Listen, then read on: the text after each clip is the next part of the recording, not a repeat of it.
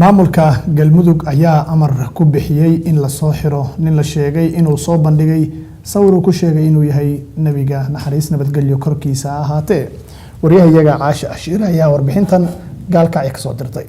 shirkan jaraa'id oo ay si wada jir ah u qabteen wasiirka awqaafta iyo arrimaha diinta iyo wasiir ku-xigeenka wasaaradda amniga galmudug ayaa waxay uga hadleen in ku nool koonfurta magaalada gaalkacyo oo dhawaan soo bandhigay sawir uu ku been abuuranayo nabigeeni maxamed sallallahu alayhi wasallam. ugu horeyn wasiirka wasaaradda awqaafta iyo arrimaha diinta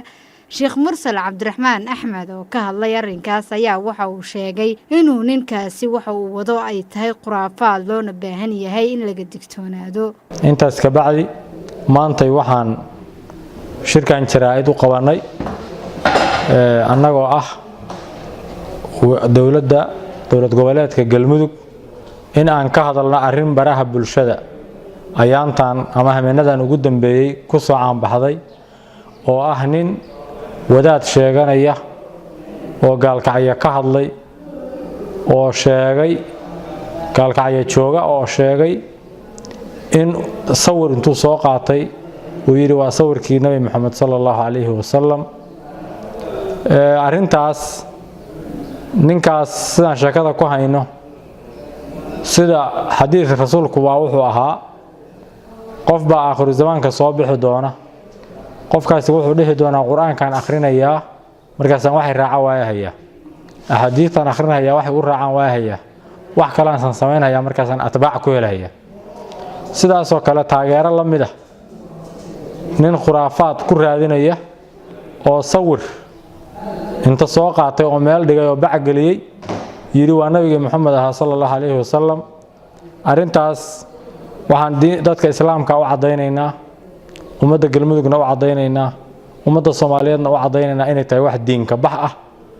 aan ilaahay banaynin. dhanka kale wasiir ku-xigeenka wasaaradda amniga Mahad Xasan Maxamed ayaa waxa uu ku amray hay'adaha amniga inay ninkaasi gacanta ku soo dhigaan si loo waafajiyo sharciga islaamka. waxaan arrintaas si toos ah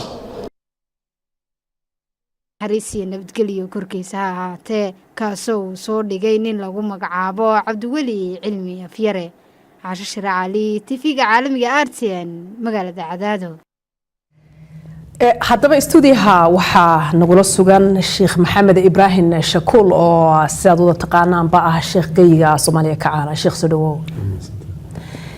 maanta waxaan falanqeynaynaa ninka aynu iminka warbixintiisa arkaynay ay maamul goboleedka galmudug ay u direen inay soo xiraan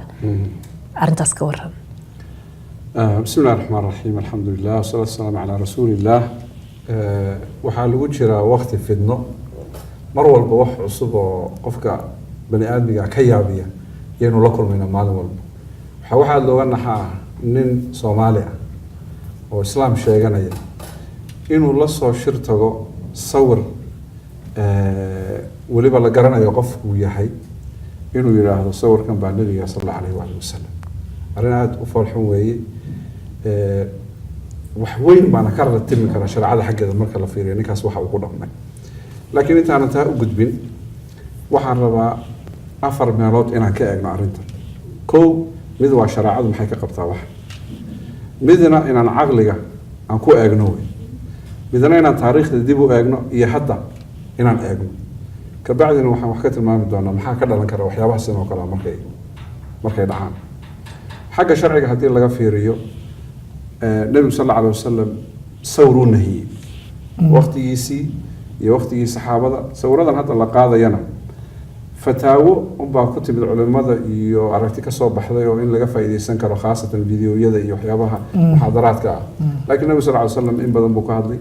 أحاديث waxaa kamid ah inuu ashadu الناس عذاب يوم القيامة المصورون dadka waxa ugu cadaab kulul maalinka qiyaamaha dadka wax sawira. marka iyadoo una sawir bashirin waynu iman doonaa Abu Nabi sallallahu alayhi wasallam wuxuu nahiyay in wax la sawiro. ma ogolaan karo marka nabiga sawirkiisa la qaado inuu isagoo nahinayo. marka taa waa dhinaca shariicada. marka sharcan wax haya sawirkii nabiga sallallahu alayhi wasallam ma jiro. taariikhdana hore looguma sheegin islaamka. waa wax cusub oo aad u farxun oo ninkan uu la soo shirtagay. anigu kulay waxaan garan lahaa inuu fayo yahay iyo inuu waalahay labada midkood waxaan u badinayaa inay maskaxdiisu dhammaystirnayn qofka waxaasoo kale la soo shirtagay caqliga haddii laga fiiriyo teknolojiyad noocaas wax lagu sawiraa maba jirin 1400 sano ka hor waynu ognaa sawirka wax hadda soo baxay ciddii soo saartay iyo taariikhda soo maray sawirkeenu garanayno wax boqol sano ka yar marka sawir ma jirin waxaa kaloo iyadana caqligu diidaya sawirka uu meesha soo dhigay waa nin madow nabiga sallallahu alayhi wasallam carab quraysh ka soo jeedo ahaa oo reer bani hashim oo la garanayo oo dad cadcad ah marka midabka xaqiisa laga hadlay marka taasina maxaan ku yiraahdaa maaragtay caqliga ayaa diidayaba inuu saa yahay sawirkan meesha ku jirana nin waqtiyadii dambe noolaa oo la garanayo ayaa iskale dharka uu xiran yahay iyo saacadda uu qabo iyo fargashiga iyo go-a iyo kulli waxaynu hadda xiranno wey mar wax 1400 sano ka hor la xiran jiray marka caqligiina wuu diidaya taariikhda haddaad dib u eegto dadka muslimiinta ah mayna ku dhiiran jireen nabiga sallallahu alayhi wasallam inay sawirkiisa soo saaraan bal masraxiyaadka maaragtay filimada hadda saxaabada iyo carruurta lagu barayo taariikhda ama dadka waaweyn lagu barayo iska daa in nabiga sallallahu alayhi wasallam sawirkiisa la keenay waxay ka dhowrsan inay saxaabada sawirkooda keenaan marka Umar ibn Khattab laga sheekeynayo laguma tusiyo Umar ibn Khattab laana waa laga haybaysanaya waa la ixtiraamaya xadgudub mar lagu sameeyo ka soo bandhigana naftiisu khatar gelinaya walidaalika ninka ku dhiiranaya nabiga sallallahu alayhi wasallam sawirkiisa inuu karo nin maskaxdiisa ay fayoobeen baan u arkaa waxaa lagu dhiiran waayay saxaabadii in la keeno oo waxa hadda arkaysaan marka taariikhda saxaabada laga sheekeynayo siiradii marka laga sheekeynayo oo masraxiyaadka oo movieska ah ama karaatiinta ciyaalka loogu talagalay mar qura ku arki maysid saxaabi iyo maxaan ku yiraahdaa waxaa intaa hadda la socoto waqtigan hadda mucaasirka waxyaabaha adduunka ka dhaca waxaa ka mid ah dadka chilaya nabiga sallallahu alayhi wasallam joornaaladii hadda Denmark iyo Sweden iyo kasoo Faransiiska iyo waxba ka karikatuurka nabiga lagu soo sawirayay wadagtii wixii ka dhacay dagaaladii ka dhacay dhiigii ku daatay